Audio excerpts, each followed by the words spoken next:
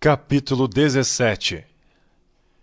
E passando por Anfípolis e Apolônia, chegaram a Tessalônica, onde havia uma sinagoga de judeus. E Paulo, como tinha por costume, foi ter com eles, e por 3 sábados disputou com eles sobre as Escrituras, expondo e demonstrando que convinha que o Cristo padecesse e ressuscitasse dentre os mortos.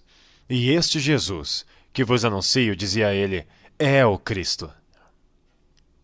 E alguns deles creram, e ajuntaram-se com Paulo e Silas, e também uma grande multidão de gregos religiosos, e não poucas mulheres principais.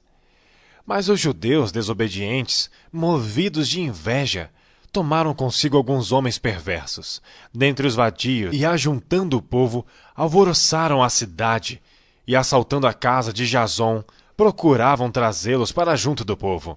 E não os achando, trouxeram Jason e alguns irmãos à presença dos magistrados da cidade, clamando: Estes que têm alvoroçado o mundo chegaram também aqui, os quais Jason recolheu, e todos estes procedem contra os decretos de César, dizendo que há outro rei Jesus.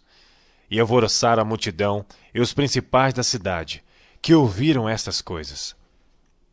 Tendo, porém, recebido satisfação de Jason e dos demais, os soltaram.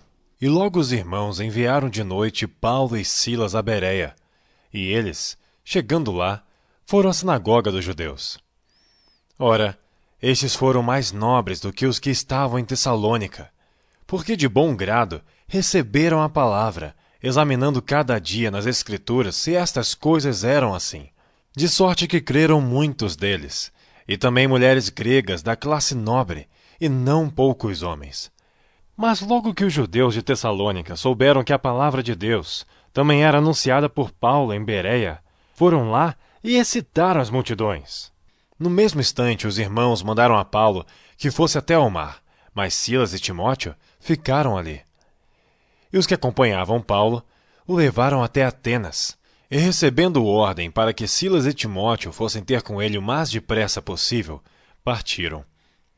E enquanto Paulo os esperava em Atenas, o seu espírito se comovia em si mesmo, vendo a cidade tão entregue à idolatria, de sorte que disputava na sinagoga com os gregos e religiosos, e todos os dias na praça com os que se apresentavam.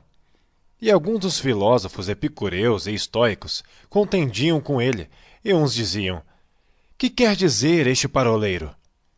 E outros: Parece que é pregador de deuses estranhos, porque lhes anunciava a Jesus e a ressurreição. E tomando, o levaram ao Areópago, dizendo: Poderemos nós saber que nova doutrina é essa de que falas? Pois coisas estranhas nos trazes aos ouvidos. Queremos, pois, saber o que vem a ser isto. Pois todos os atenienses e estrangeiros residentes de nenhuma outra coisa se ocupavam, senão de dizer e ouvir alguma novidade.